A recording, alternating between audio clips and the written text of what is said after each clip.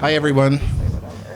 My name is Peter Bachland. I'm the Associate Director of the School of Global Environmental Sustainability at CSU. I want to welcome you all to our first Managing the Planet panel discussion of the fall 2019 semester. Very pleased and grateful that you all chose to come out for what I think is going to be a really interesting panel discussion here. I'd like to go over a couple of ground rules really quickly, and then we'll get right into the heart of the discussion. First of all, once we get going, this is a Q&A panel discussion. You all can attract my attention, wave your arm or whatever.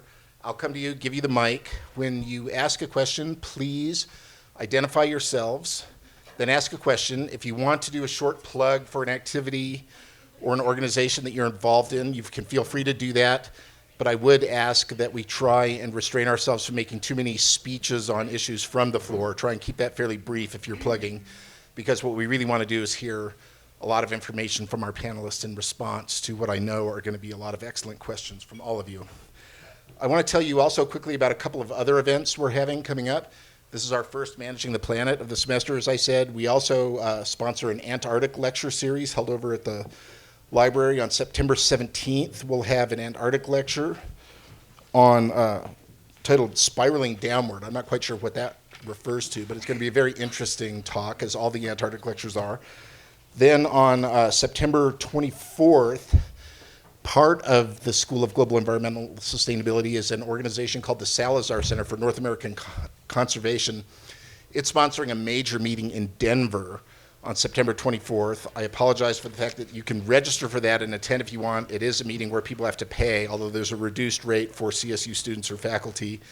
But it's a big meeting in Denver, North American in scope, with attendees from Canada and Mexico as well as from the USA, and that promises to be quite interesting. Then on September 25th, back here at CSU at the Laurie Center, we'll have a panel of journalists, and it's it's a panel discussion of journalists addressing the issue of bridging the cultures of science and journalism. So one of the things we really try and do is improve communication around sustainability issues, and this is part of that general effort. So that's a few events coming up for us. I'd like to now introduce our panel. We've got four great speakers with us tonight. All the way to my right is Pat Eloise Young.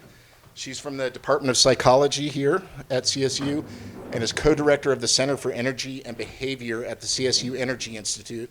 And I think Pat's work really focuses around the behavioral side of energy consumption and energy use. So you can see how that's directly relevant to the topic tonight. Next to Pat is Stephanie Malin. Steph is in the Department of Sociology. She's really one of the nation's leading experts on environmental justice and has also done a lot of work around issues of the impact of the entire chain of nuclear power production and use on communities that are involved in that, and has a very interesting book on that. And you can again see the relevance of the expertise there. Next to her is Rebecca Nemec. Dr. Nemec is in the Department of Human Dimensions of Natural Resources, and she does a lot of work around, again, behavioral issues and decision-making surrounding conservation practice and action. And then finally, Jeff Pierce, behind me, from the Department of Atmospheric Sciences, is a climate expert, looks a lot at the intersection of climate change, air pollution, and human health. So you can see that our experts span a wide range of perspective on the topic tonight, which is all around the relationship of what we know about climate change, how that affects us, and what we do or do not do in response. So that's the general theme of our conversation, and we're looking forward to a good set of questions and a good set of answers. And with that, I'm opening the floor to all of you to ask questions. So who wants to go first?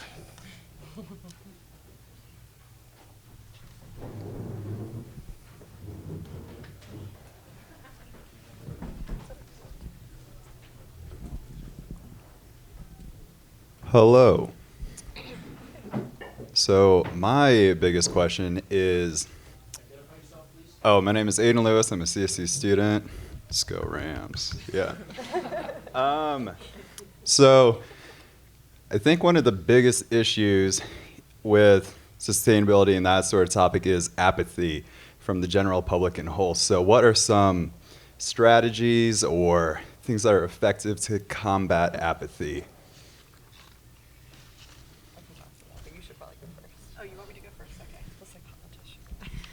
Thank you for your question.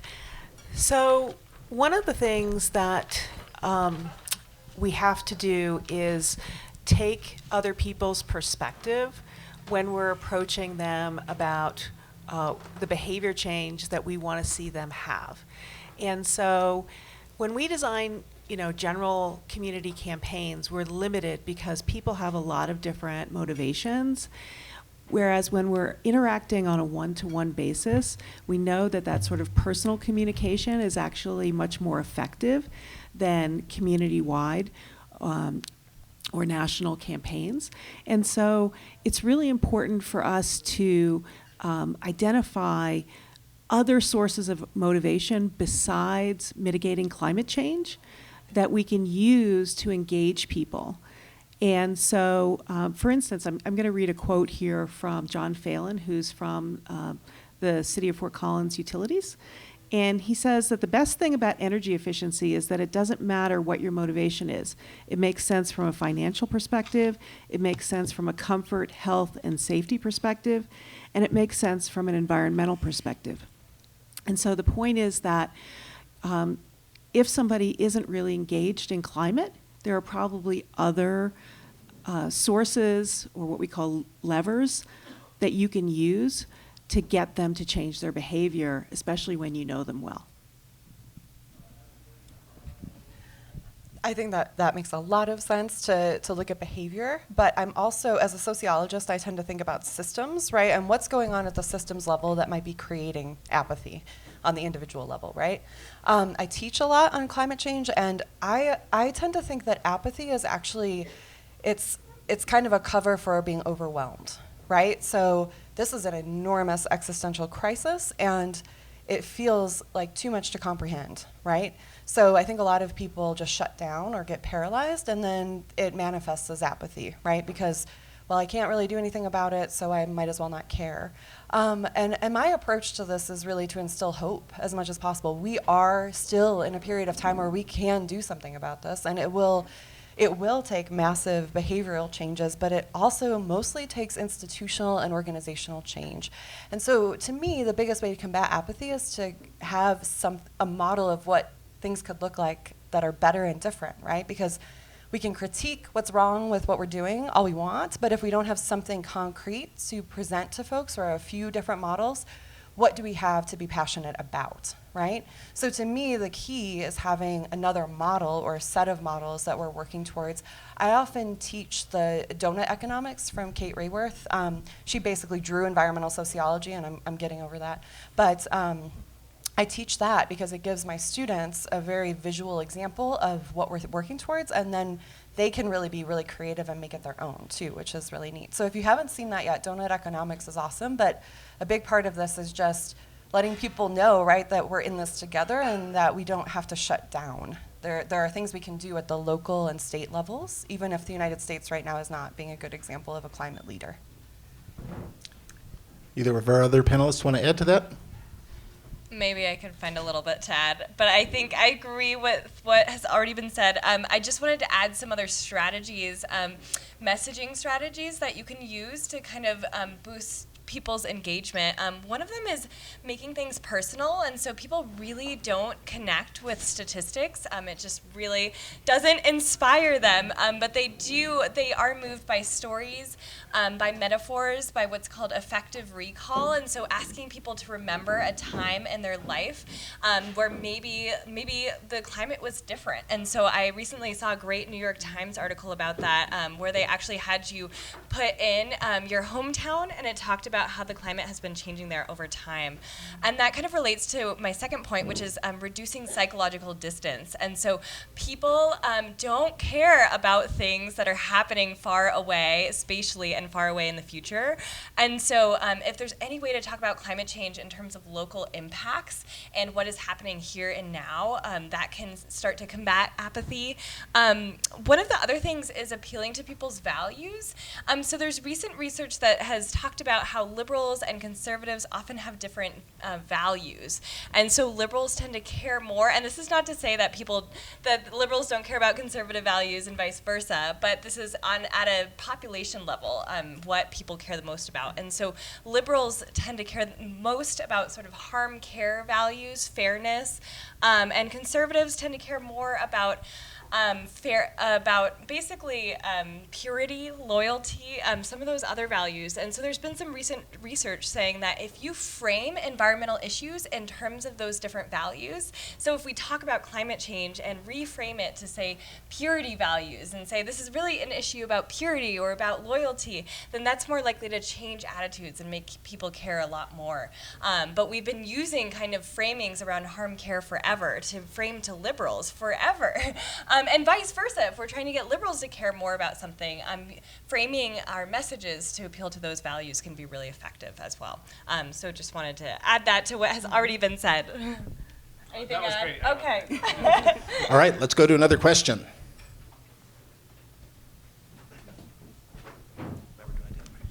Is this on? Yeah. Hi, I'm Ken Burgess. I'm a physicist by training some years ago.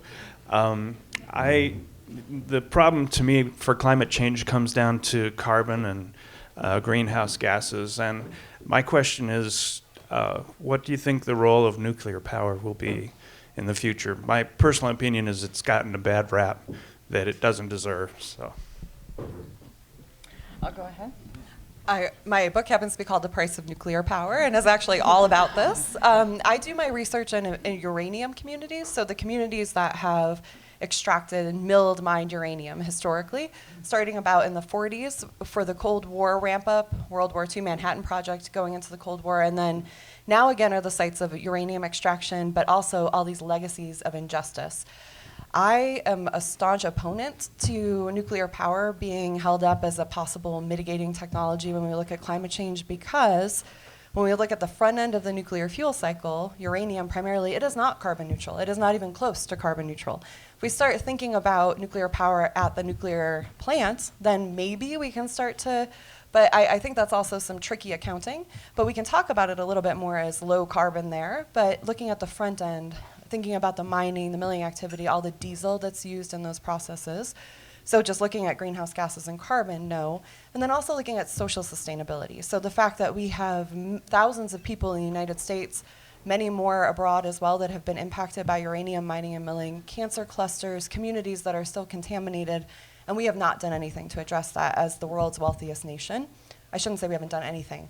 We've done a minimal amount, and we have done very little to address ongoing health legacies that are in these communities. So, for example, on the Navajo Nation, there are over 500 abandoned uranium mines still that we have yet to reclaim.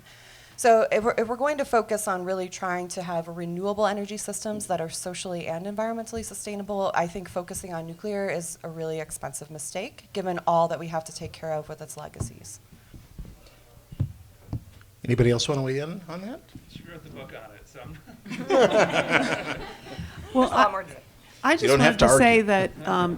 that, your point that people's perceptions are opposed to nuclear power is, I think, a very salient one. What we have to recognize is that whatever solution happens has to have people on board. And, we're asking for a big investment, and that's not going to happen if we don't have widespread support. And so for that reason alone, even if it weren't for everything that Stephanie said, I think that that's a big impediment.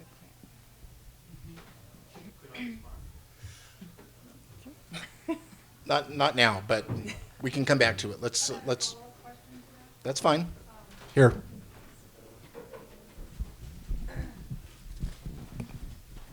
My name is Anne Marie Merlin, and I teach in the honors program at CSU. So, wanted to ask Stephanie, have you seen the book Drawdown yet? I'm aware of Project Drawdown, if that's what you're talking about. Yes, exactly. Yes. So I don't know where it comes, but it comes up in the, top 5 or top 10 things that we can do to mitigate climate change. And actually, they are scientists who didn't want to see that nuclear power was an answer or part of the answer, but they've come up that nuclear power is part of the answer. So, how do you answer that? I would just restate what I just said, that there are a lot of social issues that are not addressed by those scientists, and those are not concerns that they're considering, but they're concerns we need to consider going forward. I would also argue that focusing on nuclear power really distracts us from focusing on developing just transitions and truly renewable energy systems. A lot of times nuclear power, for example, I did a lot of my research in Utah, and when I was doing work in Utah, nuclear power was defined by the state as renewable energy, so it received about 95% of the research and development funding through the federal government distributed by the state went to nuclear power, and it was very vested interests of legislators at the state level. So there are a lot of political and economic motivations from folks who are giving recommendations that nuclear power is the way to go, and I think it's to the detriment of our ability to focus on building something better that doesn't have all these risks. Not to mention the fact that nuclear reactors are incredibly expensive. It's at least $2 billion to build one reactor, and that's heavily subsidized by our tax monies. So for a lot of reasons, it's not sustainable. And I would really counter those folks who've come out and distracted us from focusing on how to progress by focusing again on nuclear power. So I'm going to take the prerogative of the chair here for just a moment. I want to say 2 things. One, we're actually, since I gave you all the chance to plug, I'm going to plug something that SOJUS might do. We're actually considering organizing a panel discussion largely around a set of issues surrounding nuclear power. So I think that we could spend the entire 90 minutes going back and forth on this issue. I myself am holding myself back from jumping into this discussion because I'm actually quite interested in it, and climate change is my field too. But I want to remind us all that the subject here really is a relationship between what we know and don't know, how we react based on that information, and how that affects what we do about climate. So this is certainly relevant. I commend Pat for bringing the behavioral issue into this, but I'd like to bring our focus a little bit back more to that and not spend the entire panel debating this very salient and interesting topic, but it's a little bit off our theme for tonight. So with that.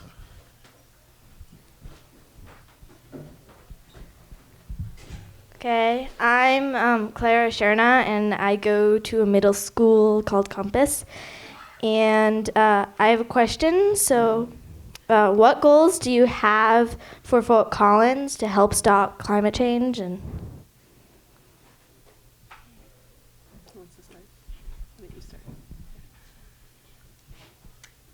Well, I don't know if you've heard of the Take Two campaign.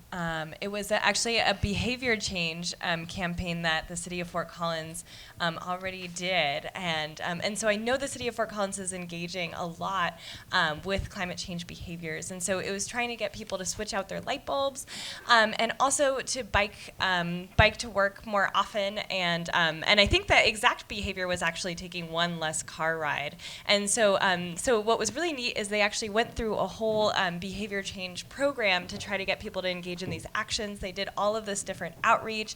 They had a whole bike to work day where they supported people on the way, tried to make it easier, told people about biking, tried to reduce some of those barriers. So I know that's not totally answering your question because it's not a goal I have, but it is a goal that the city of Fort Collins already had and I think achieved fairly well. Yeah.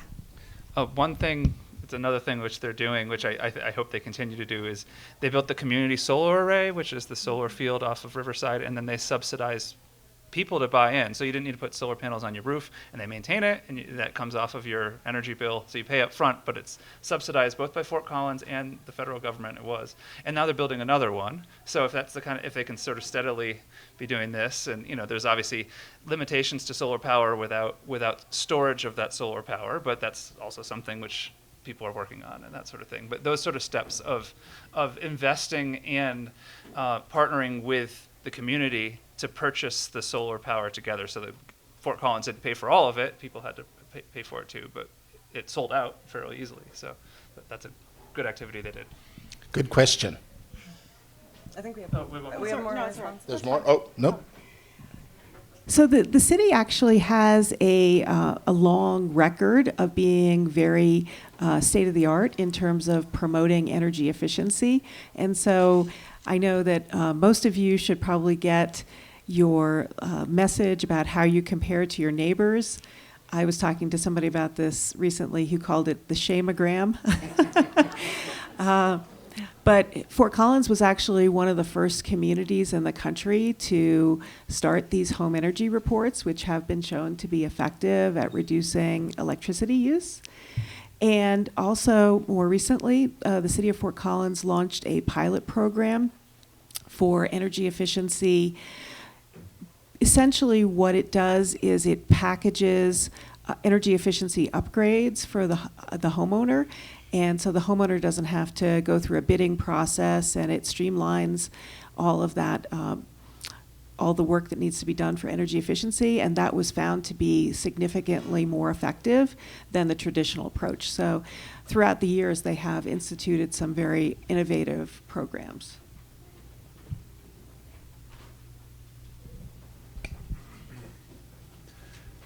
I know it's an oversimplification to. Oh yeah, sorry. I'm John Garvey. I'm a GSSC grad.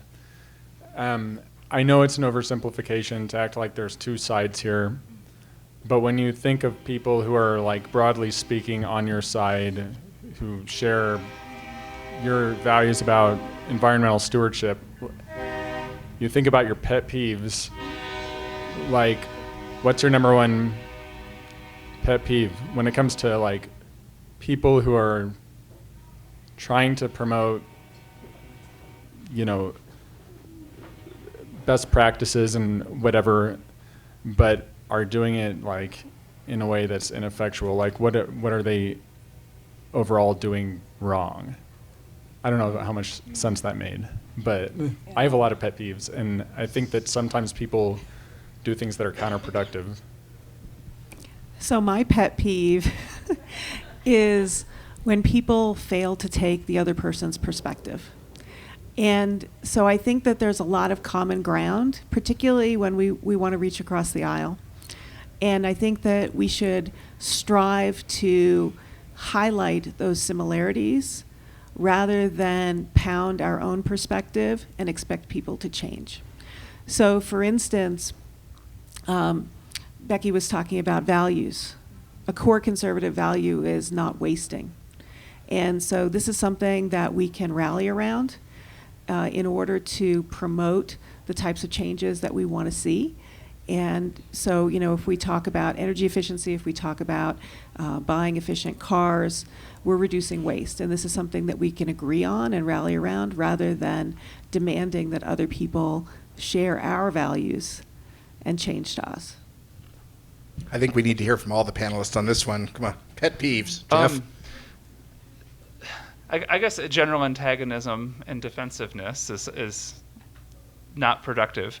And rather than a pet peeve, I guess I'm going to sort of flip it in terms of, like, all the taxi cab rides and plane flights where I've been sitting next to someone that I find out that I'm a professor in atmospheric science, and they ask me, and how I have adapted such that they become more receptive. And that is to explain what we know and don't know, and be forthcoming on the science side about where the limitations are in terms of, like, there are feedbacks in the climate system that allow, and we don't have those perfectly quantified, so we know it's going to warm, but there's a factor of 3 uncertainty in that, and those sorts of things. And I find that if I'm forthcoming with the uncertainties, they are more receptive to when I say, we know this very well. And so I'm thinking more maybe what the other people's pet peeves are, or maybe when a scientist comes in and says something in absolute terms, only in everything in absolute terms. So when you show that there are things that are not fully known, I think that gathers people's respect. So just a bit out there. I think actually Pat and I were talking about this before on this panel. I think one of my pet peeves is when people are doing climate change communication or any sort of environmental communication and they just like fear monger. We were using that Pat was using that exact term before this, and I think there's this common perception that if you just show people how scary things will be if they don't do something, then that's going to scare them into action. And I've talked to so many folks saying that that doesn't really work, or at least you need to pair that fear appeal with what's called like an efficacy appeal, saying we can make a difference, we can do this, and this is exactly how you can make a difference. And so that's one of them. The other one is basically for climate change communication, thinking that if we provide more and more and more information, that will change people's mind. And I have often heard, well, we provide all the information, they don't change their mind, so that must mean people are stupid. Well, I can say I have lots of information about lots of things I should be doing that I'm not doing. And so I think all of us do. And so there are, there's this thing called the attitude action gap in psychology, where we can change people's knowledge, we can change people's attitudes, but often that doesn't lead to behavior change. And so I think something that I often advocate for is trying to understand what are the barriers to those desired behaviors, and how can we address that through a campaign. And we actually can change behavior. People are not stupid. There's rules in terms of how people behave. Okay, so I have two pet peeves. The big one is the illusion and entertaining the illusion that there's a debate about whether or not climate change is happening. This is huge in terms of teaching, right? Because, and it goes along with what Becky was saying in terms of throwing more and more information at people, right? So when I teach, I talk about we cannot discuss this as if it's a scientific debate. I would be doing you a disservice. There is not a scientific debate. There are political and economic debates related to science. And of course, I go into the fact that models vary and we have variation in projections and predictions. But when you go out and talk to folks and talk about that uncertainty, it can manifest itself or translate as, well, scientists don't know what the heck they're talking about. And we want to be, I think in a post-truth era, we need to be really careful about the way that we frame these issues, right? So for me, I teach this as, we have a lot of evidence about this. I have 80 slides I can share with you if you want to be convinced, but that doesn't work, right? It's a discussion about why we're having this debate, and we can get into this later, maybe the structural reasons why there's even climate denialism in the United States, right? We're one of the few nations where this discussion even occurs, and it's slowing everyone down in terms of big level changes. The other thing is focusing on personal behavior and individual level solutions, and I know this is really controversial to say on this panel, but we need to think like systems thinkers to have the solutions that address these systemic problems that we're facing, right? And if we encourage people to, when we look at 70% of our emissions being created by 100 companies or thereabouts in the history of our development, we're not focusing on how much energy you use, right? And water is a part of this as well. So I think that's part of it. We definitely want to have grassroots movements, and that relates to buying in and feeling part of a movement, right? But solutions are collective and systemic. We had a lot of questions up here. Let's get some from the back of the room here. I'll come to you in a moment, ma'am, but I see one way at the back, so we're going to go all the way back.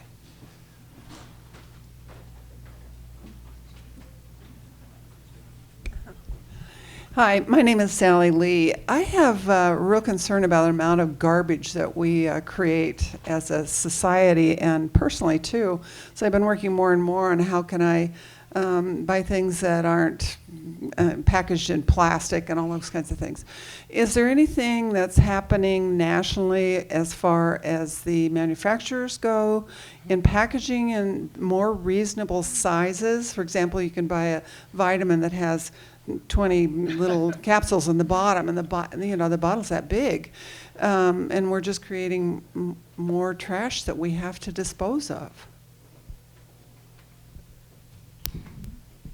I share your concern. I have those same thoughts. I'm not aware, other than the steps that we can take, bringing your own bags and those things, but you have to buy products sometimes that have excess packaging. At least that's my experience.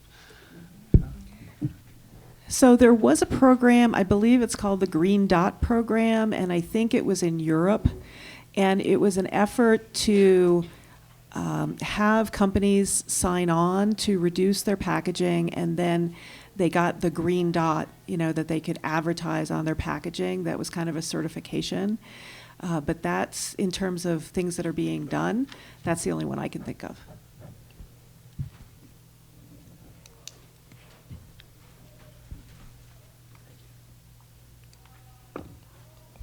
Yeah, thank you for the opportunity to ask questions. This is a treat. My name is Richard Smart. My training in the background, the things I've worked in, is both engineering and sociology.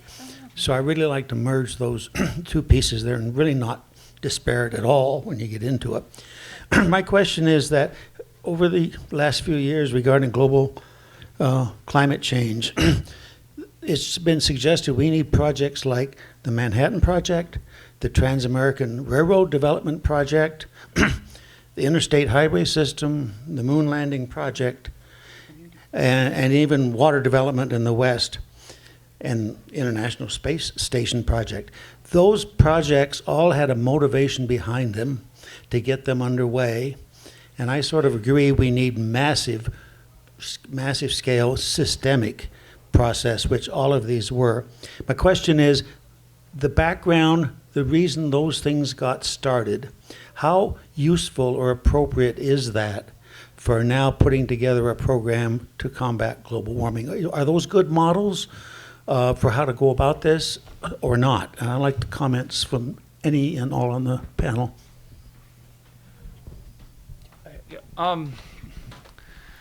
So I'm trying to, I have a number of colleagues and friends that think about climate on the engineering perspective. And so there's some of these that are easier to stomach, such as carbon capture and sequestration, various techniques of removing CO2 from exhaust streams of power plants and then sequestering it somewhere. And now there's potentially safety issues in some of those things. And then things like geoengineering in a more general sense, but specifically things like putting particles into the stratosphere to reflect sunlight, which certainly has a lot of disadvantages and potential safety concerns. So when I think of it from an engineering perspective, I think of those things, but then there's also efficiency. But that sort of comes, I think, sort of in a sector and device type thing. So I could see it happening, but I would see it, just from my experience, happening on things like if there was a administration or Congress that was very receptive to this, like putting a massive amount of money to DOE, increasing their budget for things like carbon capture and sequestration and those types of solutions. Politically, I'm not sure whether we'd get a big kick up anytime soon, but maybe, who knows? Anybody want to expand on that? Yeah, I think on one level, right, having a state-led effort, which is kind of what you're talking about, right, having a lot of state support behind a big program. The New Deal is a great example to kind of combat the economic woes of the Great Depression, of course, right, and the Green New Deal that we've all, I hope we're all familiar with, right, is another good example. There are issues with that now, given the level at which that would have to happen, and I think it has to be complemented at multiple scales, right? You need local level and state level activity, and that's what if we were still part of the Paris Accord, well, we are still part of the Paris Accord, but if we weren't trying to back out of it, right, that's what the Clean Power Plan was supposed to do, allow our states to actually have that sort of control over what was going on. So I think we had a neat multi-tiered kind of approach. It should have not been voluntary, but that's a different debate. So yes, I think very much there's promise for that, as long as we're aware that, for example, in the United States, of course, the state has very different connotations for different groups, and Native and Indigenous and tribal groups, for example, who've been really impacted by many of these previous attempts at infrastructure building, water, all of that, right? They need to have much more of a seat at the table, so it's not this top-down sort of effort if the state's funding and leading a lot of this. I also want to counter a little bit this reliance on technology to sequester carbon or geoengineering, just to be controversial. I really believe that we need a fundamentally different economic system. Neoliberal capitalism, where we're market-based everything and we're trying to attach dollar signs to things, it's valuable in that it assigns value in a system where they're externalized typically, but it's not valuable in that it encourages us all to think in a market-based way. We need a regenerative and distributive economy, and not ways of technologizing ourselves out of the problem, because I would argue that approach is largely what's created many of the issues we're dealing with. So I also wanted to talk about the technology. about half of the country thinks that technology will fix this problem. And I think that that's very dangerous because what it's doing is absolving people of personal responsibility. And one of the things that we know in psychology is that there's something called the rebound effect, which is that you have a technological advance and then that turns out not to be effective because behavior actually works against it. So for instance, if you think about vehicle efficiency from 1975 to 2015, the average miles per gallon doubled, which sounds great. You know, we've done a great thing with engineering. We've improved the efficiency of our cars. But over that same time span, the number of miles driven per year more than doubled. So behavior washed out the positive effect of that technology. So that's clearly, we do need technological solutions, but we need to design them hand in hand with behavioral solutions. I just want to put a disclaimer in there that I wasn't advocating for it. I was just commenting on what the state of them were. Okay, everybody gets one disclaimer only up there. Hi, my name is Janice Lynn. I've been working at several levels, including sometimes interfacing with the city and the county, and also doing projects that, through a transition town movement. So what I hear a lot is that the momentum is built at that level where the interface with the community is happening with the municipalities, with the state, that kind of thing. Mm-hmm. So I don't see sometimes a lot of momentum at the community level. And I know that somebody said, maybe you, Stephanie, that collectively that's not a place that's very promising. I think I've heard something about No, I think the local level is very promising, just to clarify. Yeah. Okay, yes. At the local level, but within neighborhoods, I'm not talking about interfacing with the city. I'm talking about people doing things with people around climate change. And the effectiveness of individuals. I mean, like I get a lot of stuff about how our individual actions are not going to make a difference. So I'd like your perspectives on kind of those issues. Thanks. I can speak to this. Well, so there's been some recent research in psychology looking at this question of, it turns out a lot of people care about individual actions and changing their individual actions for climate change, but a lot of people won't organize with their neighbors, won't talk with their social network, won't reach out to their friends and family. Even though you ask them, they're super, they have positive attitudes towards changing behaviors and organizing collectively for climate change. And one of the reasons why is this phenomenon called pluralistic ignorance. And so when you ask people to talk about, do others care about climate change, people will say most people don't care about climate change, or at least less people than who actually care about climate change.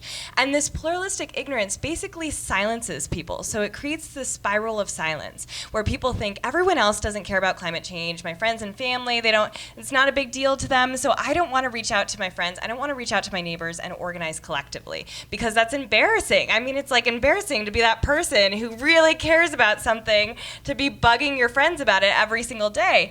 But it turns out people do care. And so there has been some recent research showing that if you correct these perceptions and actually show how many people really do care about climate change, then people are more likely to reach out and start organizing collectively with their friends and families and neighbors.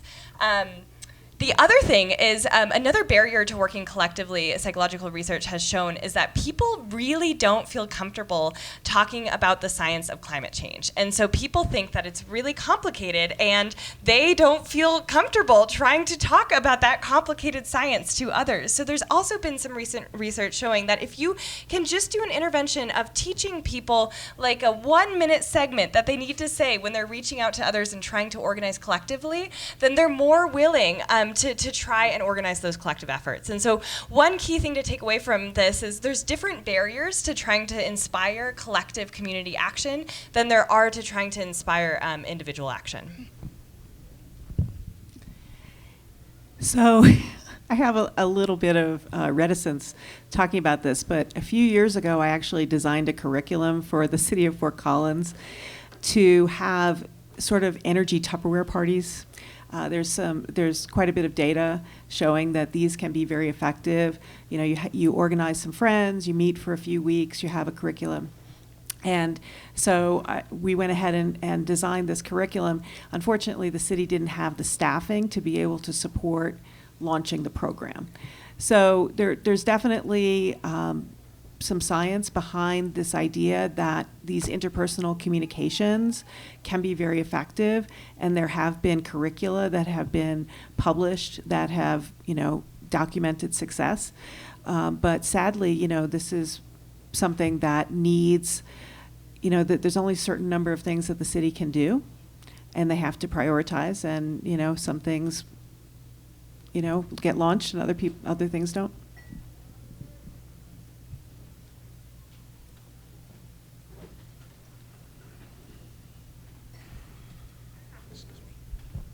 Hi, I'm Janet Gugliotto, and I wanted to throw out there, talking about community, what my brother has done in New Mexico. He is a physicist from Caltech, graduated CSU first, and he started, I think everybody knows the app Nextdoor.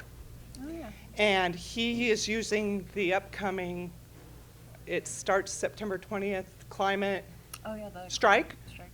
And he posted that on Nextdoor as a way to reach out, and he comments about the local area, how it's affecting, and it's started a huge network within his own neighborhood and community. And he told me that a lot of people are afraid to discuss climate change because it's political.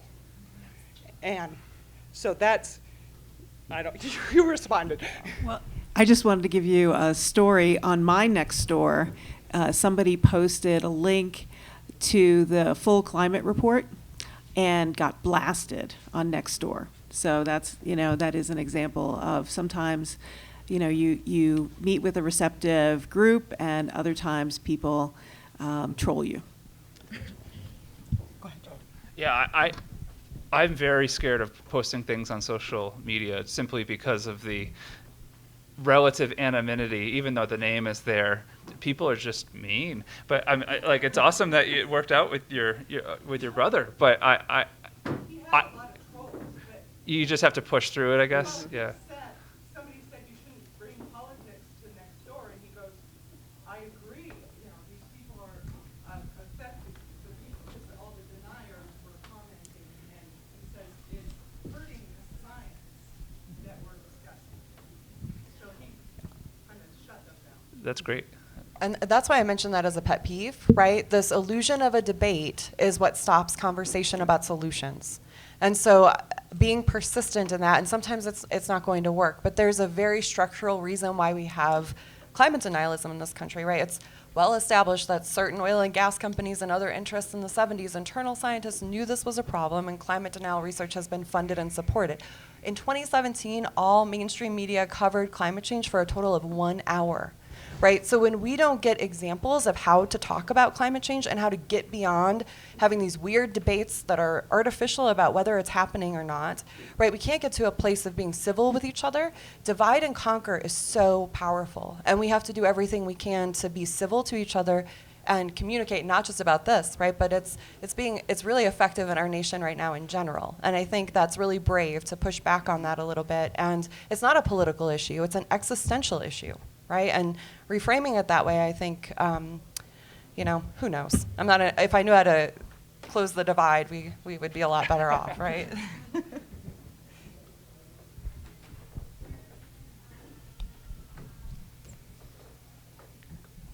Hi, everyone.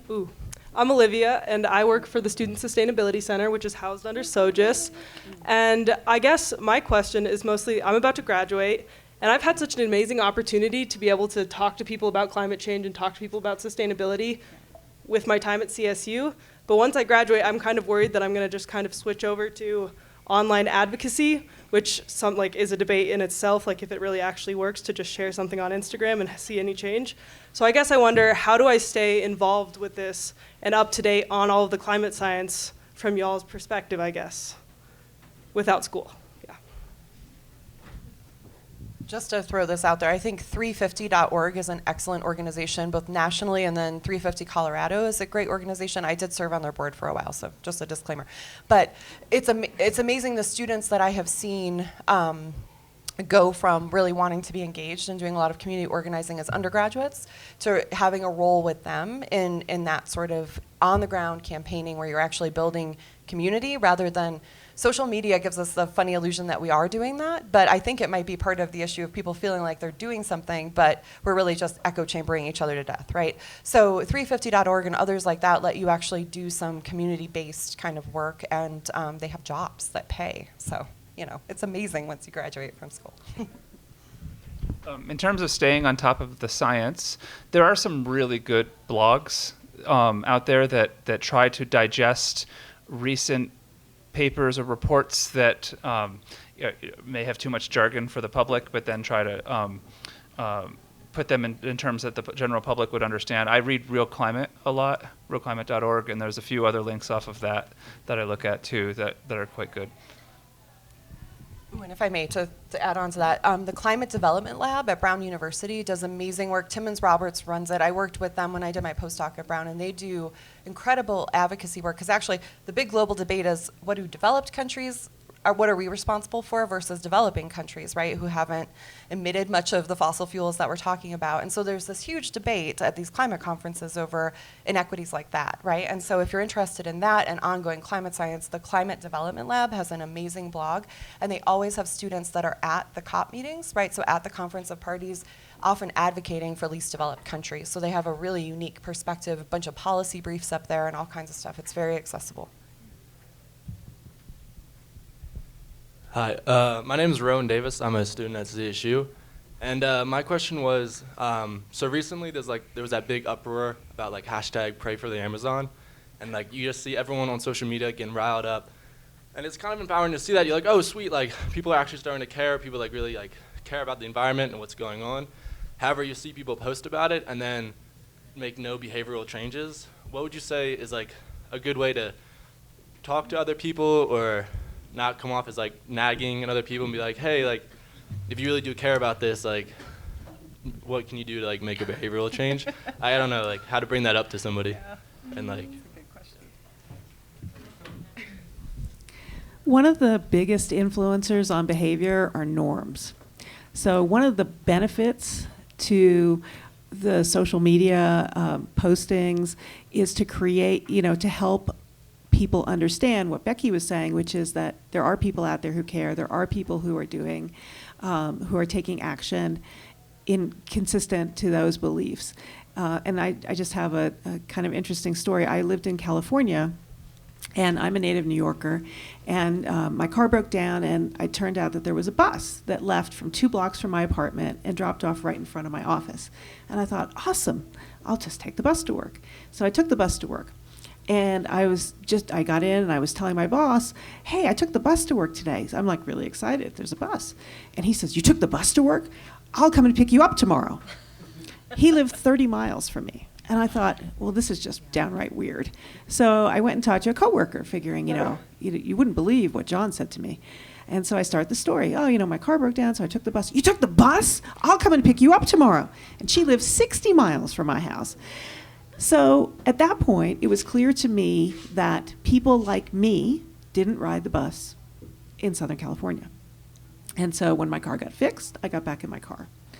So one of the things that is most important for us to do, as opposed to nagging, is just to advertise that these are the things that we're doing and that they're not hard. And so we help to set norms within the community that these are the things that we do and these are the things that we expect people to do. And building on that, because I love talking about norms, there's this new concept of dynamic norms as well. And so sometimes, as you talked about, when you tell people you're doing the wrong thing, everyone is doing the right thing, people get super defensive because they don't want to hear that they're wrong and that their thinking was wrong beforehand.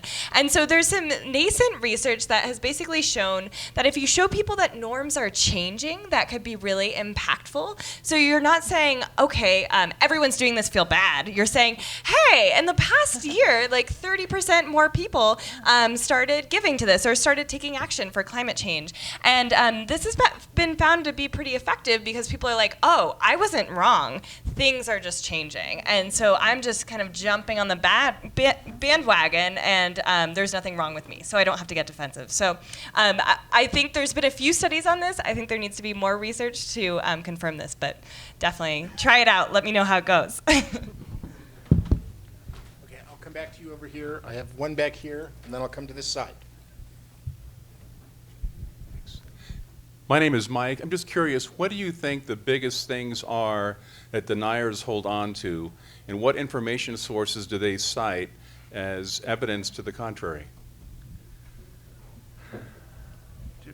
Go ahead. I don't know if we want to talk about science or actions or. All right. So on the science side, sometimes you'll get the sun. The sun changes, and it kind of does, but not enough to cause anything nowhere close to recent climate change or cosmic rays. Same. The climate's always changed. True, but irrelevant. If we're changing it more or faster. And then there's a whole slew, I could kind of go on, but I'm trying to figure out. So are you sort of looking for ways to be prepared and to have these conversations if someone approaches you about it? Yeah. Yeah, so I swim at Edora Pool and Ice Center, and Ryan, who's in the back, actually knows the same gentleman who I'm going to talk about. He's a very smart, he's a scientist, but he's a climate skeptic. And so he happens to be in the locker room at the same time as us. And he found out that I am an atmospheric scientist. So he came and he actually started giving me papers and stuff. And so I fortunately knew enough that I could actually I put sticky notes on it with explanations and those sorts of things. I don't know how I would have done that without my training. So I guess for things like the climate has always changed, that's a common one, and that's I think an easier one for the general public to address, in that if we are now changing it faster than it has in any sort of history that we have documentation of, and this is going to cause stress on ecosystems. There's trees that are used to a certain kind of amount of moisture, amount of rainfall per year, and a certain temperature. And then if that changes too quickly, those trees can't migrate. The trees migrate very slowly. They have to drop new seeds and so on and so forth. That we can lose species if things change too quickly.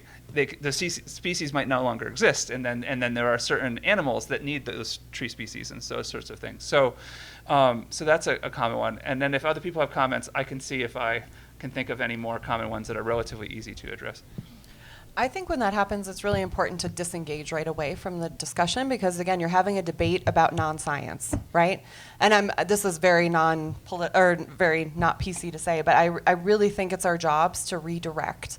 Instead of engaging people on a debate about that we're never going to get out of, and it just becomes a spiral, because clearly in that case, for example, he's waiting there to kind of antagonize you a little bit, right? And it becomes this antagonistic activity rather than being a discussion about things, and I think that's part of the problem. So I try to just pivot the discussion, right? It needs to be about, well, okay, whether or not climate change is happening, what we're suggesting to do and to mitigate climate change and to maybe build a better society has a lot of benefits for other environmental problems like biodiversity loss and loss of land use conversion and all these other things that we have not yet put a debate around whether or not they're really happening, right? So I think that talking about the benefits of pivoting to a different system, regardless of whether climate change is happening, can really make that conversation much more positive, and it doesn't have to be this adversarial, I have this data point, you have this data point.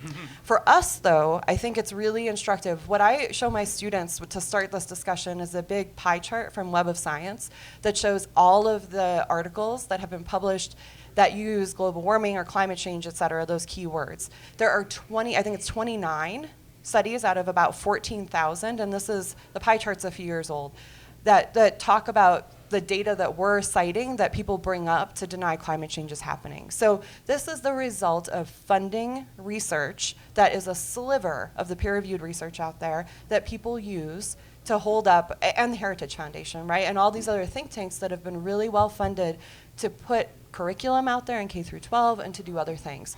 So I don't know if it's our job to have that discussion because it becomes very pointed and not very productive. I like to try to pivot to what we can do that's better for everybody, regardless of whether it's happening. I agree completely.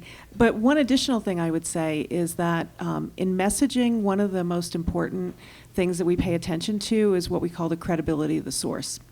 And while we, as scientists, value science, the fact is that there are some people who do not. So they do not view that as a credible source.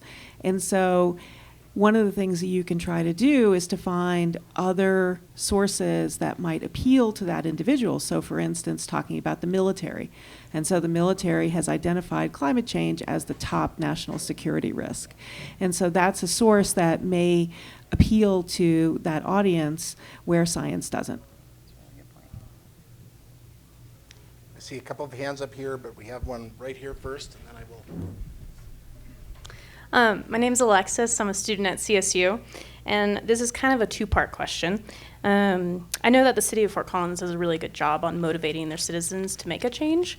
How do you think cities like Fort Collins can motivate other cities to do the same? And what would be the most effective way to present data for a city to do that? So one of the most important things for cities to demonstrate is that the changes that they make that are aligned with mitigating climate change do not have a negative economic outcome. So documenting, and City of Fort Collins is really good with metrics. They're extremely good with documenting the effects of what they do.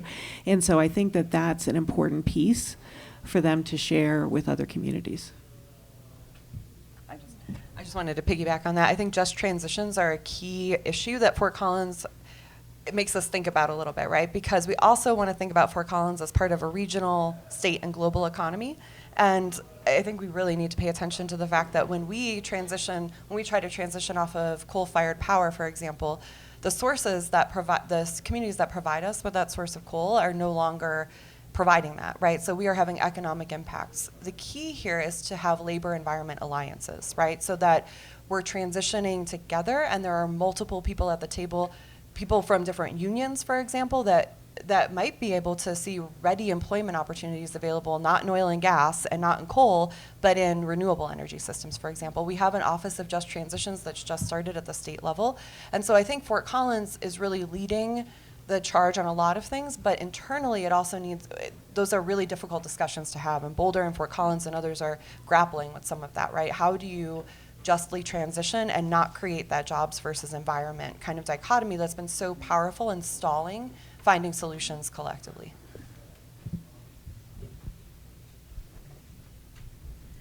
Thanks. My name is Erica. I'm a new faculty member in Rhetoric of Science. And I really appreciate Stephanie's comments about institutional versus personal and individual responsibility. And I'd like to bring us back to that topic, particularly in response to the first question that was asked about apathy.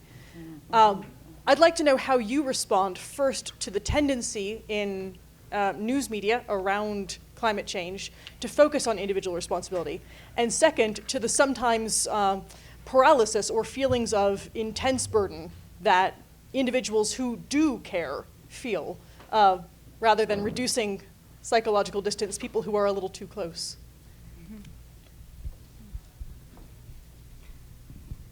So I had somebody ask me how we can get widespread behavior change, and I said we need policy.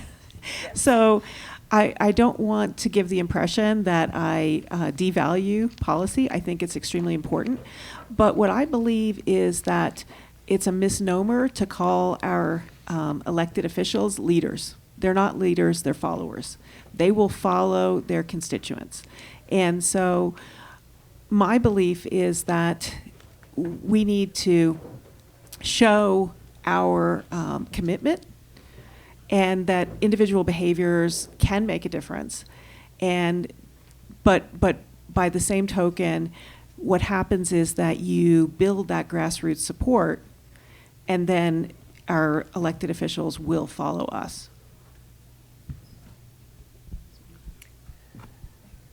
One thing I find really inspiring right now is the youth movement, really, and this is what's driving the climate strikes that start on the 20th. We had a really relevant lawsuit in Colorado related to oil and gas, brought by youth and adolescents. It was the Martinez lawsuit, if you've heard of that. At the federal level, obviously, we have Juliana versus United States.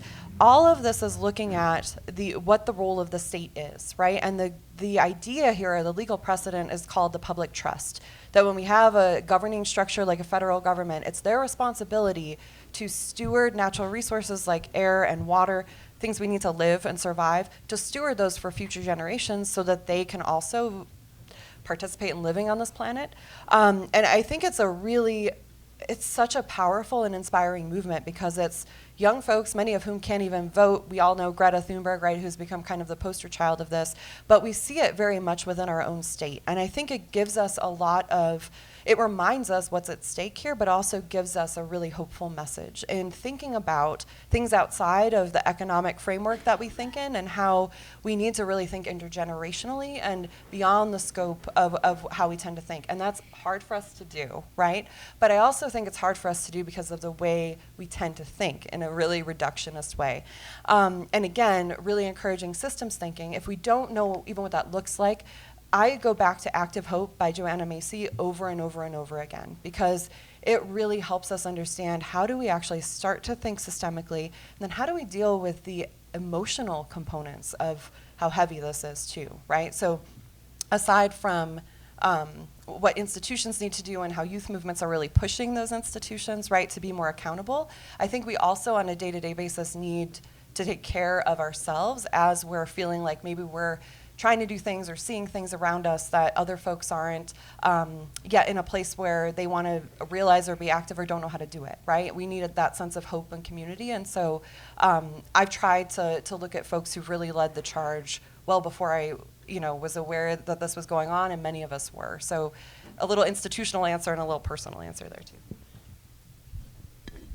I just wanted to add that I think your comment about what do we do about folks who are too close to the issue and feeling this burden is really interesting. And it does remind me of something that happened in the biodiversity conservation community, is sometimes we all just get really down. And it's like sometimes hard going to work because we're just like, this is so depressing. And so there's this whole hashtag movement around ocean optimism and all of the relating to hope, as Stephanie and Pat talked about, trying to build that hope and share positive successes. And I have been thinking about this a lot as I try to be more of an environmentalist in my own life. And I often feel like instead of every little action I get being celebrated, people find the holes of what I'm not doing. So it's like, you took a plane, you're not an environmentalist. So I feel like often we do this to each other. We find reasons why we're not environmentalists enough. And I think that can really scare people away from the movement. And instead, I think we could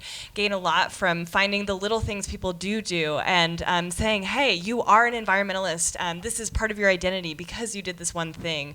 And there's a lot of psychological research showing that achieving those small goals and having those goals celebrated can enhance our motivation, even when the tasks are really difficult and daunting. But yeah. My name is Donna Visaki, and I get really tired of the debate over is climate change real or not. And in the words of Yogi Berra, I don't want to get the right answer to the wrong question. And I think we're asking the wrong question. The question isn't, is climate change real or not, or are we affecting climate change?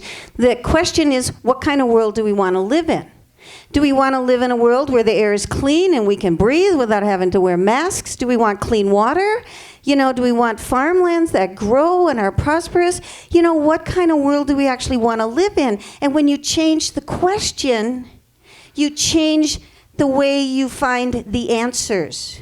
So we need to start looking at what kind of world do we really want to live in, and what are the answers to creating clean air and clean water and reducing carbon, whatever. You know, I mean, that's my perspective. We need to shift that question around, maybe. I agree. I'm not sure there was really a question in there, but maybe it has to do with the effectiveness of positive messaging around a positive future and things we can achieve versus all the stuff that we shouldn't do, kind of related to what Rebecca just said. So. Well, I also think that that's really about shared values, right? Finding the things that we can agree on and the path to achieving them.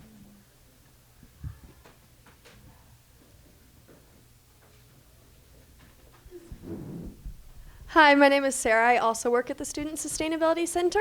I kind of wanted to go back to a previous question, asking kind of how do you explain to some of these non-believers climate science? And I think your answer, Jeffrey, is so logical to so many of us who understand ecosystem science or climate science. But I'm kind of wondering, if my 90-year-old grandma asked me why it matters, how do I explain that to her?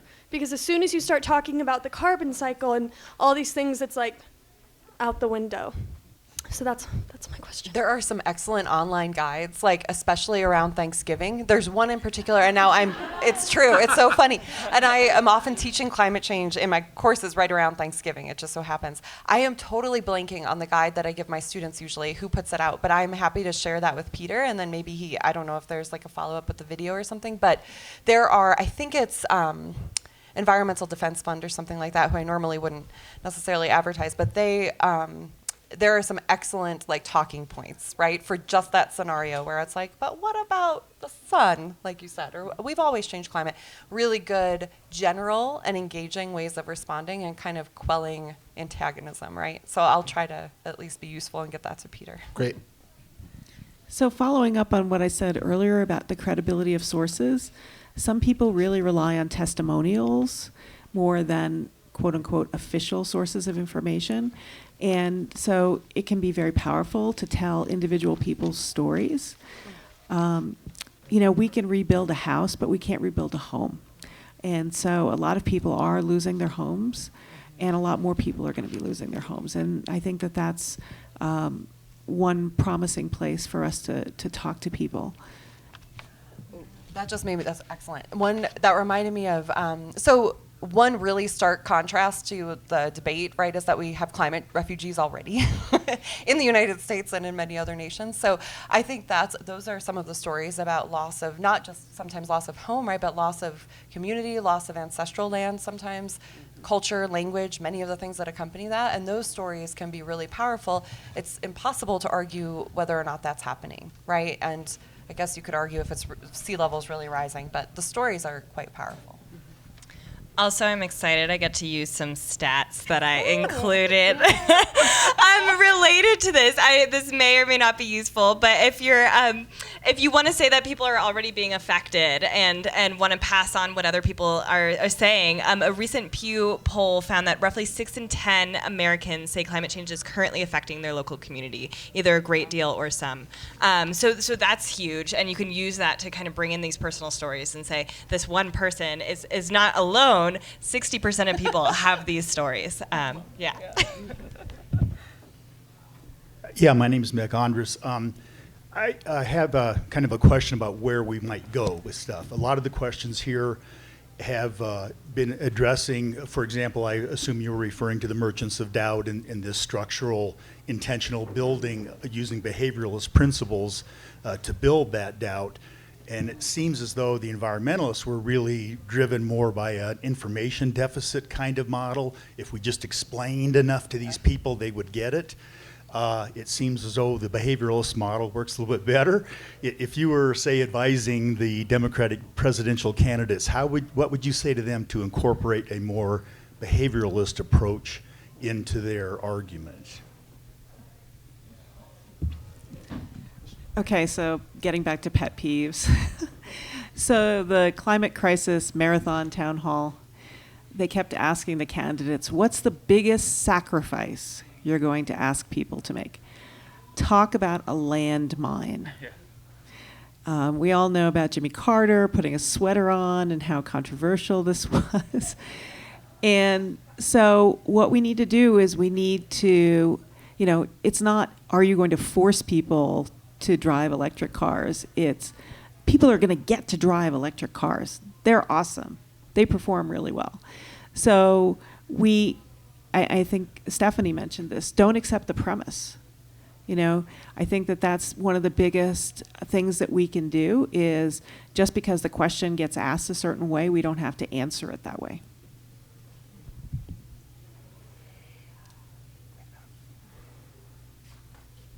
All right, I'm back. Back to the question of what bugs you or the biggest pet peeve. One of mine is when somebody states they don't believe in climate science or they believe in climate science, because that implies a faith-based and not science-based. So I would hope everybody here drops the word believe and says, I understand the science behind climate change. That's one thing. The other thing, I use skepticalscience.com to answer a lot of my questions. Do you all agree that that's a good, okay. If I may just jump in on the last question too. I think we want to think about behavioral change at the institutional level, right? And our questions are really focused on, again, individual behavior and individual solutions.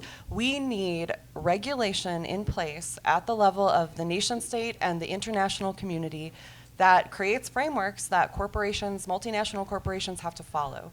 Again, when we look at the primary emitters of greenhouse gases, we are looking at multinational corporations, industrial agriculture, and industrial activity. And so having this individual level behavior monitoring approach kind of absolves us from saying our institutions need to behave better and we need to have state level regulation. Since the 80s, since neoliberal economics have really taken over globally, but especially in places like the United States, talking about regulation is, this is what I study, right, is the effect of deregulation on our environment and on our communities and those sorts of things. And it's scary for people to even bring that up. But regulations create jobs. For example, in the state of Colorado, we have 55,000 to 60,000 operating oil and gas wells, and we have 24 field inspectors. And that's bumped up. That's used as this evidence that the state's being really responsive and a really good enforcer of regulations, right? That's one example of how we could employ so many more people to actually protect public health, make sure there aren't methane leaks going on, et cetera, to protect climate as well.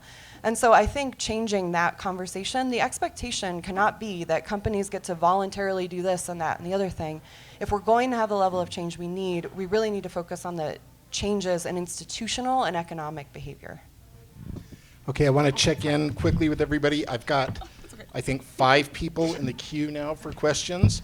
We're going to try and get to all of them. I'm going to come to all of you, but so I have this gentleman here, I have a young woman over here, a person here, this gentleman up here, and then another one up here.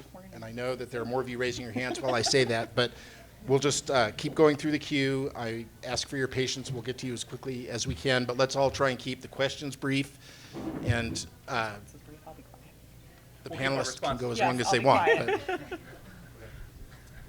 So I just wanted to touch on the point you just made about corporations.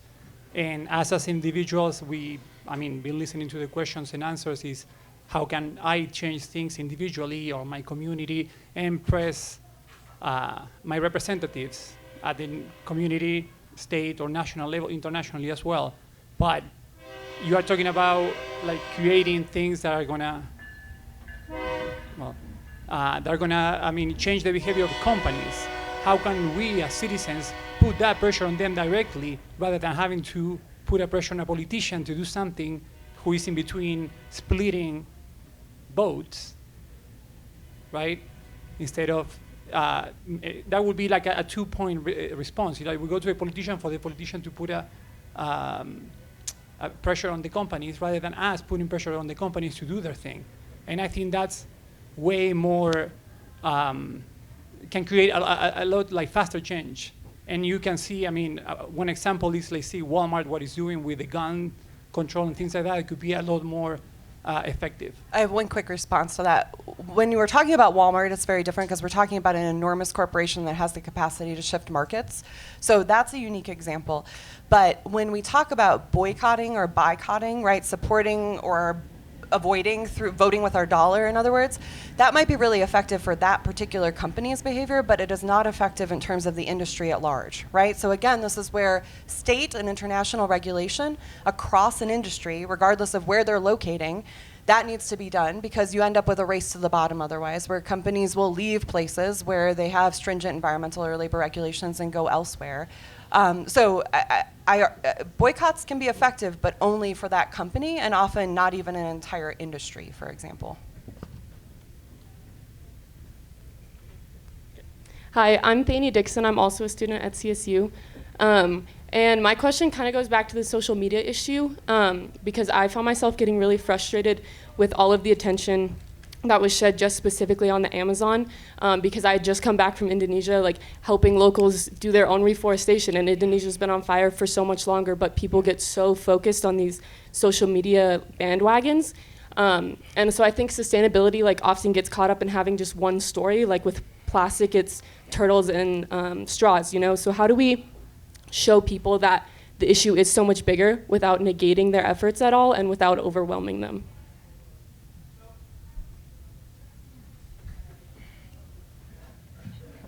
They need to take sociology classes. I think that the without overwhelming them piece is super important, because one of the problems that we have is when we try to convince people that we have a serious problem, it has the potential to backfire on us because of apathy, of hopelessness, and also because we also send bad normative messages. So we send the message that nobody cares, nobody's doing anything. So we really have to balance the education about the effects that are going on with pairing that with action.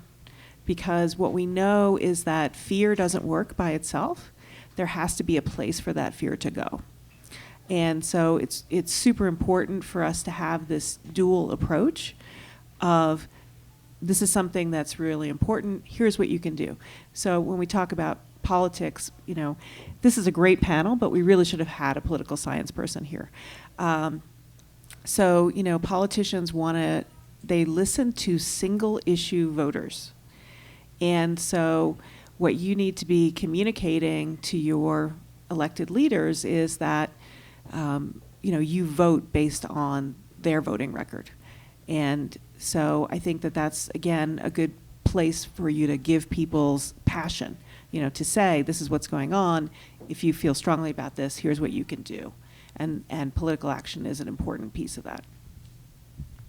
One thing you can try also is kind of like an identity appeal. So there's some research suggesting that if you take this first action that someone did or like cared about and then say, hey, like you did this first thing, you're an awesome, awesome person. This means that you're like an environmentalist and you have this identity of being a great person. So why don't you do this next action that relates to this identity? But as Pat was saying, keeping it to very specific actions rather than saying, okay, so you're a great person, you did this, now the whole world is going to flames.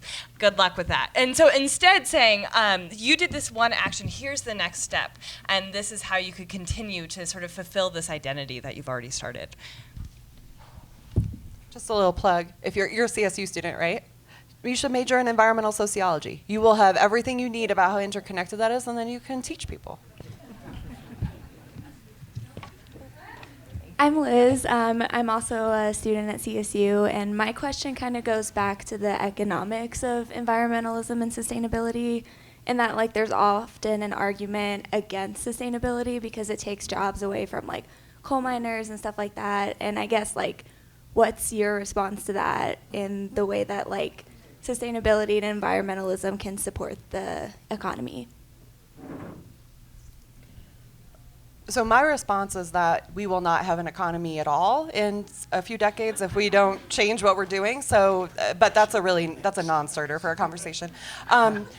This goes back to what I was saying before, right? There is a lot of evidence that you can have labor and environment alliances, right? It's a very useful and effective tactic of corporations to divide and conquer workers and folks who are concerned about public health and environment, or environmentalists, which has become like a swear word in the past few decades, right? So not allowing those divisions to be created for us. There's excellent books by a man named Brian Mayer and many others who work on these kinds of issues. And down in Boulder, there are several folks at CU Boulder who are working with the city, the Just Transitions Collaborative, to talk about how we can actually do these sorts of things in action, right? So I think really modeling how we can have seats at the table for everyone, and remembering that workers and environmentalists have a lot more in common than the CEO dude who's trying to tell workers that he's working for their best interest. One example, oil and gas, we had a recession in 2015. Most oil and gas companies in the state, the first thing to get shed were their employees, right? And that's always how it goes.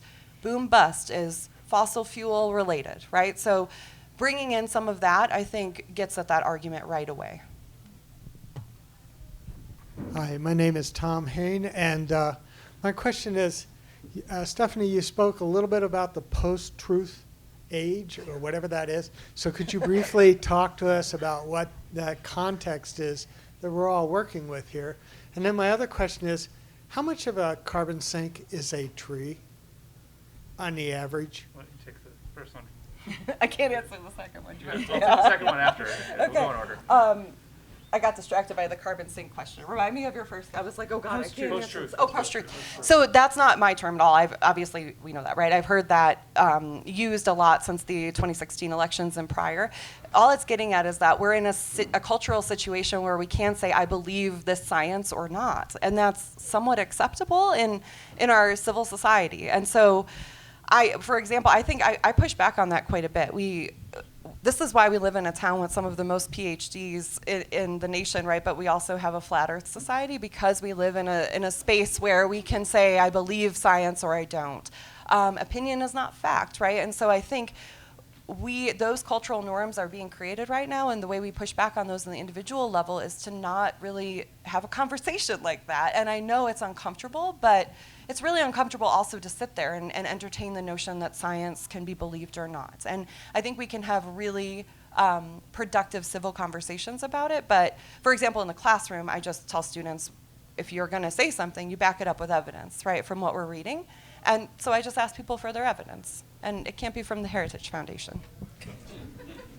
So regarding trees, trees are generally, an individual tree is, for most part, a temporary carbon sink because the tree will die and the leaves fall off every year, and they decay or catch on fire. And for the most part, I don't know what the exact fraction is, but it's an overwhelming amount of it will come back out as CO2.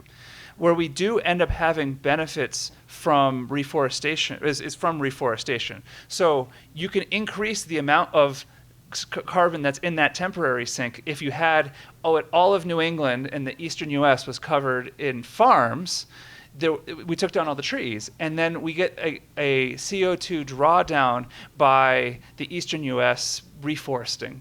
And so there is, even though those trees are temporary, it's like, I'm trying to think of an analogy, like storing water in a bucket or something that you have more water around. So you're taking CO2 out. So as long as the amount of forests are increasing, it is a temporary drawdown. But once we are sort of fully forested, the net drawdown from those trees is relatively small.